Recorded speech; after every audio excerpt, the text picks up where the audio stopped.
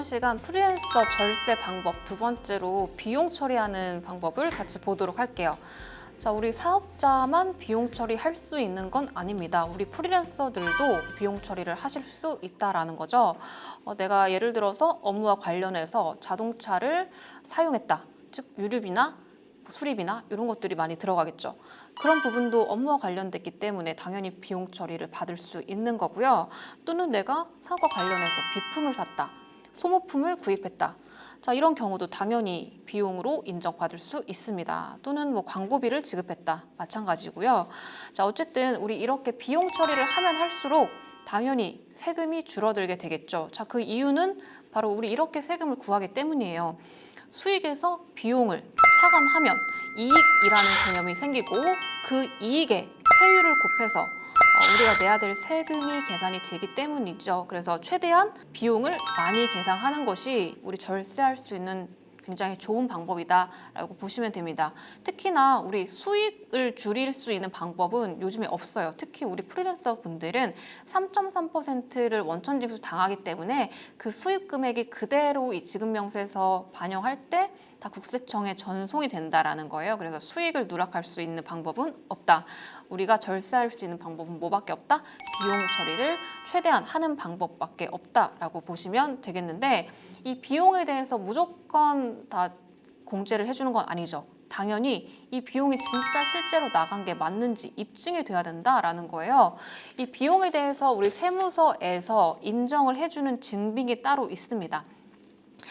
자, 증빙이 없다라고 하면 당연히 비용으로 인정 안 해주겠죠. 그래서 당연히 법적으로 인정되는 증빙이 필요하다라는 것이고 특히나 인정되는 것도 사업과 관련한 비용이어야지 인정이 되는 것이지 사업과 무관하다. 내가 가사용으로 썼다. 요즘에 그런 경우 많잖아요. 집에서 쓰려고 뭐 냉장고를 구입했다. 자, 이런 것들은 사실 사업과 관련하다라고 볼 수 없기 때문에 일단 사업과 관련해야 된다라는 전제 하에서 증빙이 있어야 비용이 인정이 된다라고 보시면 되겠습니다. 자, 그렇다면 법에서 정한 증빙이 어떤 것들이 있는지 한번 볼게요. 우리 법에서는요, 4가지 증빙만 인정을 해주고 있습니다. 그것을 적격 증빙이다라고 얘기를 하는데 이 적격 증빙에는 어떤 것들이 있냐면요. 첫 번째, 세금 계산서, 두 번째, 계산서, 그리고 신용카드 매출전표 등 그리고 마지막으로 현금 영수증 이렇게 4가지만 법에서 인정을 해주고 있다라는 것이죠. 우리 세금 계산서나 계산서는 요즘에는 다 전자세금 계산서로 발급을 받으시잖아요. 그래서 그렇게 전자로 받으시는 경우에는 다 조회가 가능하기 때문에 따로 보관을 하시거나 하실 필요는 없지만 내가 만약에 종이로 세금 계산서를 받은 게 있다. 라고 하면 그 종이로 받은 것들은 내가 따로 반영을 해주셔야 되기 때문에 반드시 사진을 찍으시던 잘 보관을 해 두셔가지고 내가 소득세 신고할 때 반드시 반영을 해주셔야 되겠습니다. 자, 여기서 세금 계산서와 계산서의 차이는 뭘까요? 자, 부가가치세가 과세되는 물건을 샀으면 세금 계산서를 발급받으시는 거고 예를 들어서 뭐 거래처에 화환을 보냈다. 이런 것들은 세금이 부과되지 않은 면세거든요. 그래서 이런 면세 항목은 계산서를 따로 받으시면 되겠습니다. 자, 그리고 신용카드 매출전표 등 사업과 관련한 소비들도 신용카드로 하시면 굉장히 편하십니다. 왜냐하면 이 신용카드사에 다 내역이 전송이 되기 때문에 월별로 신용카드 내역이 다 나오죠. 이런 것들을 그대로 내가 반영을 해줄 수가 있어요. 소득세 신고할 때 내가 따로 이 종이 영수증 한 장 한 장 모으지 않아도 다 엑셀 내용으로 다 저장이 되기 때문에 그 엑셀 내용을 다운 받으시면 굉장히 비용 처리하기가 쉽다. 그래서 저도 사업자분들께 특히 프리랜서 분들께 사업과 관련한 비용 최대한 그냥 신용카드로 많이 쓰세요. 증빙을 따로 챙기실 필요도 없고 분실하실 위험도 없기 때문에 가장 잘 반영할 수 있는 방법이다라고 보시면 되겠고요. 자, 신용카드가 아니다, 현금 썼다라고 하면 반드시 현금 영수증을 요청을 해 주셔야 되겠습니다. 그래서 이렇게 4가지 중에 하나를 선택하셔서 꼭 이 적격 증빙을 챙기셔야 비용 처리를 할 수가 있다라는 점 꼭 기억을 해주시고요. 자, 만약에 내가 사업과 관련해서 돈을 썼긴 썼는데 이 4가지 중에 하나도 받지 못했다. 증빙을 받지 못했다. 예를 들어서 통장으로 지급한 그 통장 내역만 있다.